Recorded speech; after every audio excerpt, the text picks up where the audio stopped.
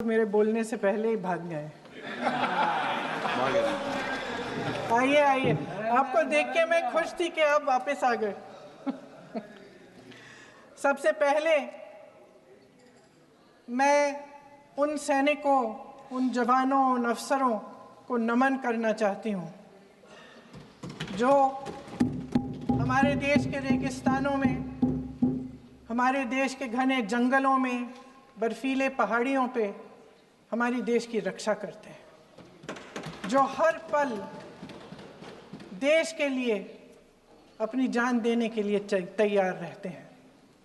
1948 से लेकर अब तक, जब से पाकिस्तानी रेडर्स ने कश्मीर पे हमला किया, तब से लेकर अब तक हमारे देश की अखंडता की रक्षा करने में उनका बड़ा योगदान है। हमारी आज़ादी अहिंसा के आंदोलन से हासिल हुई, लेकिन जैसे मैंने कहा, उसको कायम रखने के लिए हमारी सेना का बहुत बड़ा योगदान है। अध्यक्ष महोदय, कल मैं सदन में बैठी हुई सबके भाषण सुन रही थी। आदरणीय रक्षा मंत्री महोदय ने बोला, सत्ता पक्ष के कई मंत्रियों ने बोला। 1 घंटे का रक्षा मंत्री जी का लंबा भाषण था। सुनते सुनते एक बात मुझे बहुत खटक रही थी। उसके बाद जब दूसरे भाषण भी सुने आपके सत्ता पक्ष के, तब भी ये बात बार बार मेरे मन में आ रही थी कि सारी बातें कर ली, ऑपरेशन सिंदूर की बात कर ली, आतंकवाद की बात कर ली, देश की रक्षा की बात कर ली, इतिहास का पाठ भी पढ़ा दिया, लेकिन एक बात छूट गई। उस दिन 22 अप्रैल 2025 को जब 26 देशवासियों को अपने परिवार के सदस्यों के सामने खुलेआम मारा गया, तो ये हमला कैसे हुआ, क्यों हुआ?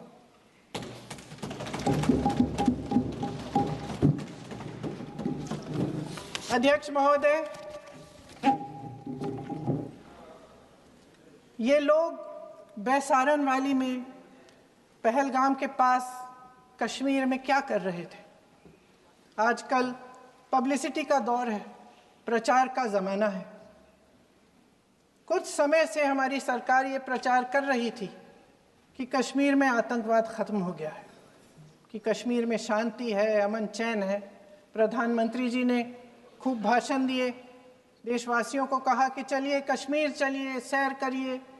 कई बार मैंने ये भी देखा मीडिया पर, टीवी पर, कि कश्मीर जाइए, ज़मीन खरीदिए, अब वहाँ अमन चैन है, शांति का वातावरण है। इसी बीच शुभम द्विवेदी, एक कानपुर के नौजवान, और उनके पूरे परिवार ने तय किया कि वो कश्मीर जाएंगे। शुभम द्विवेदी की 6 महीने पहले शादी हुई थी। उसकी पत्नी ने कहा कि उनके बीच एक ऐसा रिश्ता था, प्रेम और दोस्ती का ऐसा रिश्ता था कि वो एक दूसरे को बच्चों की तरह हंसाते थे।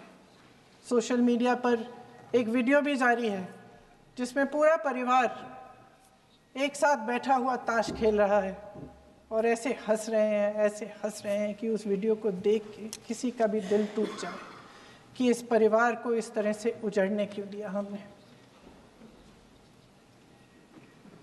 22 अप्रैल 2025 को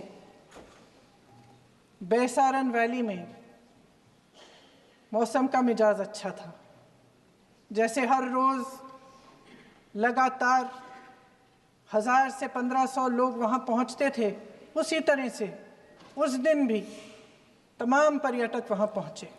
वहाँ का रास्ता आसान नहीं है अध्यक्ष महोदय जी, जंगल से जाना पड़ता है, पहाड़ों के बीच जाना पड़ता है, घोड़े से जाना पड़ता है।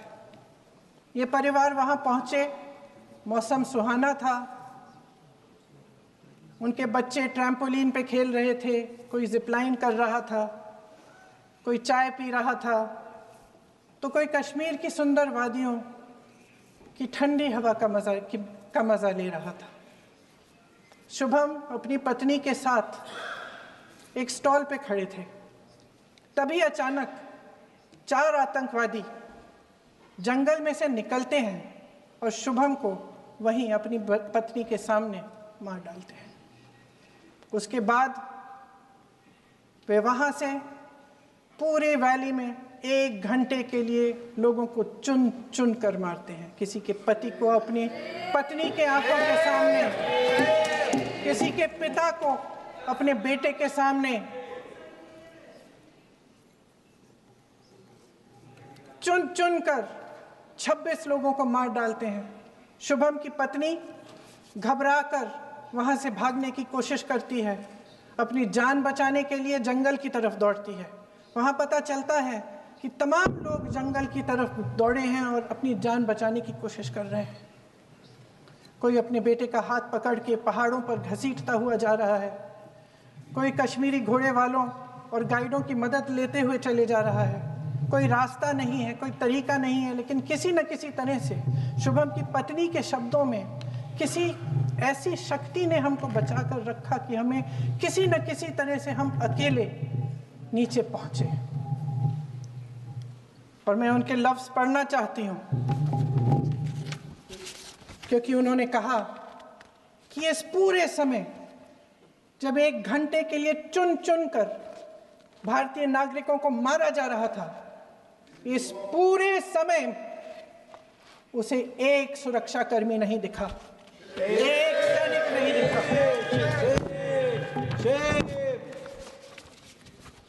शुभम की पत्नी ने कहा, कोट, मैंने अपनी दुनिया को खत्म होते हुए देखा। अपनी आंखों के सामने एक सिक्योरिटी गार्ड नहीं था। मैं ये कह सकती हूं कि देश ने, सरकार ने हमें वहां पे अनाथ छोड़ दिया था। सिक्योरिटी क्यों नहीं थी वहां पे एक सैनिक क्यों नहीं दिखा? क्या सरकार को मालूम नहीं था कि यहां रोज 1000 से 1500 पर्यटक जाते हैं? क्या सरकार को मालूम नहीं था कि यहाँ के पहुंचने के लिए जंगल के रास्ते से जाना पड़ता है? अगर कुछ हो जाएगा तो लोग वहां से निकल नहीं पाएंगे। एक चिकित्सा का इंतजाम नहीं था, फर्स्ट एड का इंतजाम नहीं था, कोई इंतजाम नहीं था, ना सुरक्षा का ना फर्स्ट एड का। इन लोगों को भगवान भरोसे छोड़ दिया गया। ये लोग वहां पे इस सरकार के भरोसे गए और इस सरकार ने उन्हें भगवान भरोसे छोड़ दिया।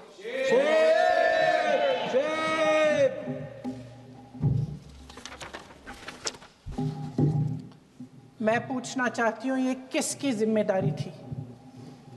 इस देश के नागरिकों की सुरक्षा की जिम्मेदारी किसकी है? क्या इस देश के प्रधानमंत्री की नहीं है? क्या इस देश के गृह मंत्री की नहीं है? क्या इस देश के रक्षा मंत्री की नहीं है? क्या एनएसए की नहीं है? अध्यक्ष महोदय, पहलगाम हमले से सिर्फ 2 हफ्ते पहले हमारे गृह मंत्री महोदय जी कश्मीर गए थे। किस लिए गए थे? जो सुरक्षा की व्यवस्था है इसको देखने के लिए गए थे, इसको रिव्यू करने के लिए गए थे। और उन्होंने वहां कहा कि आतंकवाद पर विजय प्राप्त हुई है।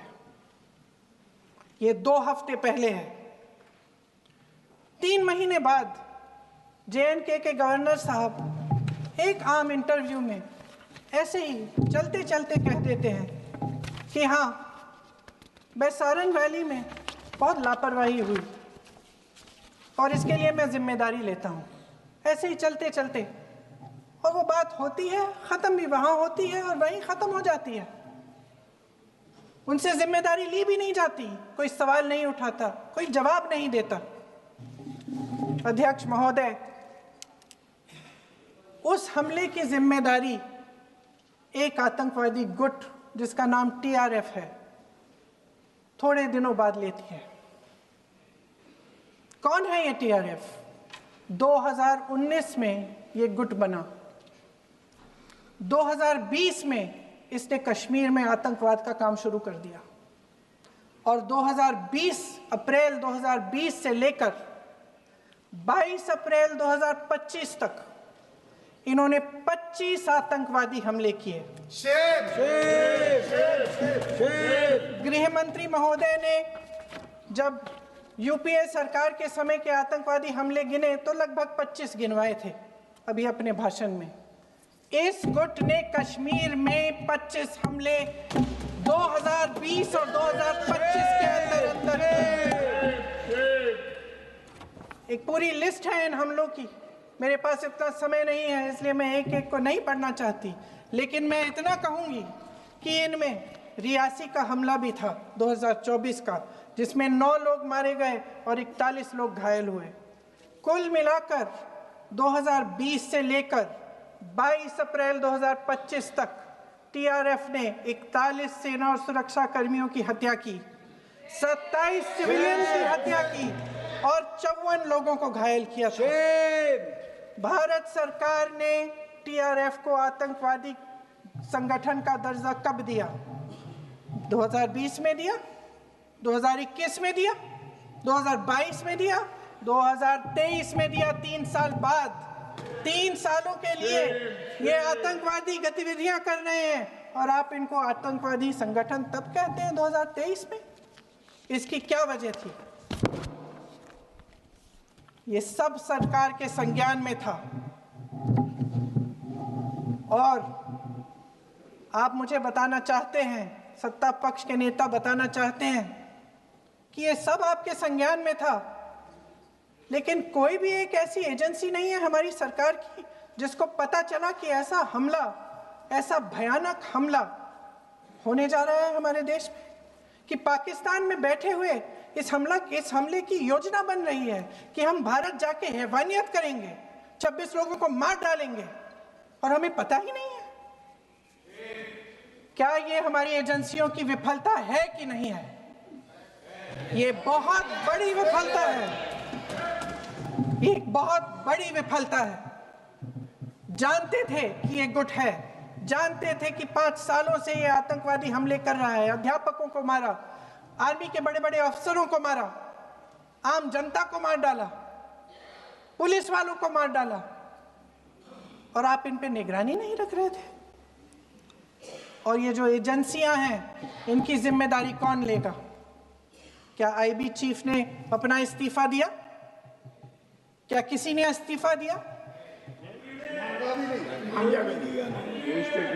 गृह मंत्री जी के कार्य क्षेत्र में आता है इंटेलिजेंस ब्यूरो। क्या गृह मंत्री जी ने इस्तीफा दिया? इस्तीफा छोड़िए, जिम्मेदारी ली।